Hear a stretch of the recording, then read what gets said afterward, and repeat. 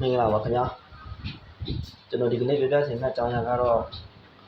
One Championship ကကျင်းပတဲ့ One Fight Night 105ပြန်ပွဲကြီးမှာတော့ကျွန်တော်တို့ရဲ့မြန်မာ fighter ဖြစ်တဲ့ညီလေးတန်းစီကသူ့ရဲ့ငါးပွဲမြောက် One Fight Night ပွဲကိုလာရောက်ပြီးတော့ဆင်ပြတော့မှာဖြစ်ပါတယ်ခင်ဗျာဒီခေါင်းညီလေးတန်းစီစီပြန်မဲ့ fighter ကတော့ AC Thai fighter ဖြစ်ပြီးတော့ခါကြံကြံကစားတဲ့ fighter ဖြစ်တယ်ပြောလဲမမကျော်နဲ့ကစားတဲ့ fighter ဖြစ်တယ်တင်ဆိုင်မှုလည်းပြင်းထန်တယ်လို့ပရိသတ်ဆွဲအားကလည်းတော်တော်လေးကြီးမားခဲ့တဲ့ fighter ဖြစ်လို့ဖြစ်တယ်လို့တော့ဒီလေးပါကပြန်ပြီးပြောကြရမယ်ဆိုတော့ဒီနေ့တန်းစီကလည်းသူ့ရဲ့ပထမဦးဆုံးပွဲမှာဆိုရင် AC Thai fighter ဖြစ်တဲ့ James ကိုသူကဒုတိယချိန်မှာအလဲထိုးပြီးတော့လည်းအနိုင်ရရှိတာပဲပြီးတော့သူ့ရဲ့ဒုတိယမြောက်ပွဲမှာဆိုရင် AC Thai fighter တိုက်စိုးကျော်ကိုသူကခြေတော့ကန်ချက်ပြပထမချိန်မှာဘယ်လိုအနိုင်ရရှိသွားတာဖြစ်ပြီးတော့ခံပရိသတ်အများစုရဲ့တောင်းဆိုမှုကြောင့်ပဲဖြစ်မှာပါသူရဲ့တတိယမြောက်ပွဲမှာတော့တစ်ခါမှမထိုးပြဘူးတဲ့ကိပောင်စီဘောကိုသူကဂျပန်ဖိုက်တာဖြစ်တဲ့တိုင်ကလူနဲ့သူစီပြန်သွားတဲ့အချိန်မှာတော့တော်တော်လေးကိုရင်းတန်းစီစီပြန်သွားတော့တော်တော်လေးကောင်းပါတယ်ခါမှချိန်မှာဆိုရင်သူမကျွမ်းကျင်တဲ့ level ဖြစ်တဲ့ဒီကိပောင်စီကိုကိပောင်စီမှာကျွမ်းကျင်ထိုးတတ်တဲ့ fighter တယောက်ကိုသူပထမချိန်မှာနောက်ကင်းနဲ့သူထိုးသွားတာကိုလည်းတော်တော်လေးအားရဖို့ကောင်းပါတယ်အဲ့ဒီထဲမှာပြောမှဆိုညီလေးတက်စီကတော်တော်လေးကိုစိတ်ဓာတ်ပြင်းထန်တဲ့အချိန်စိတ်ဓာတ်အပိုင်းမှာတော်တော်လေးကိုအားစီတဲ့အချိန်ဖြစ်တဲ့အတွက်ကစားသွားတာကိုပထမချိန်မှာဆိုညီလေးတက်စီကအသာစီးနဲ့ရောက်လာတယ်ပေါ့နော်ဒီဂျပန်ဖိုင်တာတိုက်ကီရူကိုဒါပေမဲ့တတိထားပြီးတော့ပြန်ပြောရမယ့်ဖြစ်ကညီလေးတက်စီကအာနေချက်ရှိပါတယ်ပညာမှာတော်တော်လေးကိုကောင်းမှုကစားတတ်တာဖြစ်နေတယ်သူရဲ့အာနေချက်ကတော့ခံနိုင်ပိုင်းပဲဒီတစ်ဖက်ဖိုင်တာကခါကြကြနဲ့ပြန်လာပြီးတော့ကစားသွားတဲ့အချိန်မှာဒီတက်စီကလုံးဝမခံနိုင်တဲ့သူ့ရဲ့တဲ့လောကကြာစင်လာတာဖြစ်တဲ့ဒီဂျပန်ဖိုင်တာဖြစ်တဲ့တိုက်ကီရူကသူ့ကိုbody kit နဲ့လောက်လာတာသူဒုတိယချိန်မှာသူထပ်ပြီးရှုံးနေသွားတယ်ပေါ့နော်ဒါပေမဲ့အဲ့ဒီပွဲမှာမကဘူးသူရဲ့နေပွဲမြောက်မှာလည်း AC fighter ဖြစ်တဲ့ဆူလီယာလက်နဲ့သူထပ်ဆင်ပြန်တယ်ထိုးနေသူစားပဲသူဆုံးသွားတဲ့ AC Thai fighter ဆူလီယာလက်ကိုသူပထမချိန်မှာဆိုသူချီကန်ချက်တုံးတယ်ဒုတိယတုံးတယ်တော်လေးကိုကြည့်ကောင်းတယ်ပေါ့နော်ဒီလက်တက်နေရပဲနိုင်လိမ့်မယ်တော့ပထမချိန်မှာနိုင်လိမ့်မယ်တော့ထင်ဒါပေမဲ့တစ်ဖက် fighter ကခက်ကြကြပြန်လာကစားတဲ့ချိန်မှာတော့ညီလေးတန်းစီကပဲသူ့ရဲ့အားနည်းချက်ဖြစ်တဲ့ဒီခံနိုင်ပိုင်းမှာမရှိဘူးတက်တဲ့ပိုင်းမှာအားနည်းတဲ့ဖြစ်တဲ့အတွက်သူက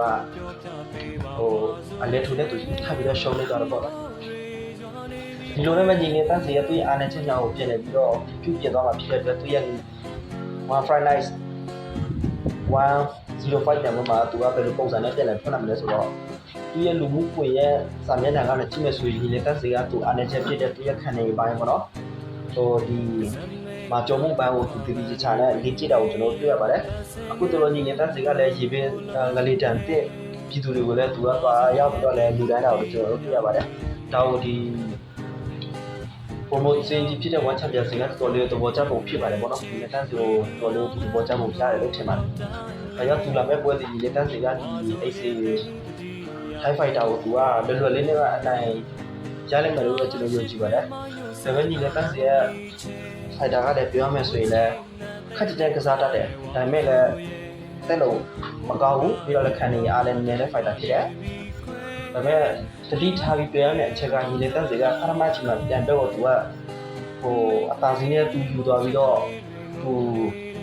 ပြန်ဘက်ကိုအဆော့မတွက်ဘူးဆိုတော့တေချာပေါင်းညီလေးတက်စီကပထမချိန်နဲ့ဒုတိယချိန်မှာ AC Thai fighter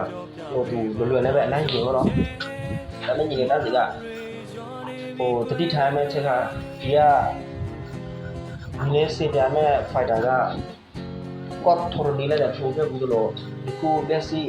စာချုပ်ကြီးရတယ်ကြောက်စီရနဲ့သူထိုးခဲ့ဘူးတယ်ပြီးတော့လည်းညီလေးအဲ့စီပြန်ခဲ့ဘူးတဲ့စီရီယလည်းသူစီပြန်ခဲ့ဘူးတယ်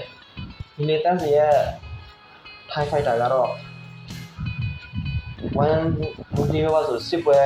ထိုးလာပြီးတော့၄ပွဲဆောင်း၄ပွဲနိုင်မှတ်တမ်းနဲ့ပိုင်ဆိုင်ထားရဲ့ fighter ဖြစ်တယ်ဗျာသူနိုင်ရရှိတဲ့ပွဲဆိုကြည့်မယ်ဆိုရင်3ပွဲအလဲထိုးတဲ့နိုင်ရရှိတယ်လို့သူရဲ့နောက်ပွဲကတော့အမှန်နဲ့သူနိုင်တာတယ်အဲ့ဒီပွဲကနေစပြီးတော့သူကစာချုပ်ကြီးရဖို့အခြေအနေကောင်းသွားတဲ့အချိန်မှာသူကဒီ9ပွဲမြောက်မှာသူကစုံပွဲကြုံတယ်လူပွဲစစ်ပွဲစက်တိုက်သူစုံသွားတော့သူက ဝန်လူပတိကသူ့စာချုပ်မချုပ်ခဲ့တဲ့တခြားသော promotion ကိုသူဟိုတက်ထိုးသွားတော့ပေါ့သူအချင်းနေကောင်းသွားတဲ့အချိန်မှာတော့ဒီဝက်ချန်ပီယံစင်ကသူ့ကိုဝန်လူပတိပွဲနဲ့ပြန်လာပြီးတော့တည်လိုက်တယ်ဒီနေ့တက်စီတဲ့ထုံးနေတူသွားတယ်သူကအာနယ်ချက်ဖြစ်တဲ့သူ့ရဲ့ခံနေဘက်ကိုသူထုတ်ပြရတယ်ပေါ့နော်ဒီအဓိကဖြစ်တဲ့သူ့ရဲ့ body shot တွေသူ့ရဲ့ chicken ချက်တွေသူကောင်းလို့ပြင်ဆင်ပြီးတော့ဒီ AC Thai Fighter ကိုသူပြန်လာပြီးတော့ဆင်ပြန်သွားမှာကိုကျွန်တော်တို့တော်တော်လေးကိုစောင့်ကြည့်စရာကောင်းတဲ့ပွဲပါကျွန်တော်ဒီထဲမှာတတိယူပြရမယ့်အခြေခံဒီနေ့တက်စီကအာရမချီရဲ့ဒုတိယချီမှာသူပြန်တဲ့ဟိုအထင်မသေးပဲဟိုကောင်းမှုကစားသွားမယ်ဆိုတော့ဒီနေ့တက်စီတော့ဒါတော့ဒီကြပေါ့အနိုင်ရစီမဲ့ပွဲလို့ပဲကျွန်တော်ပြောချင်ပါတယ်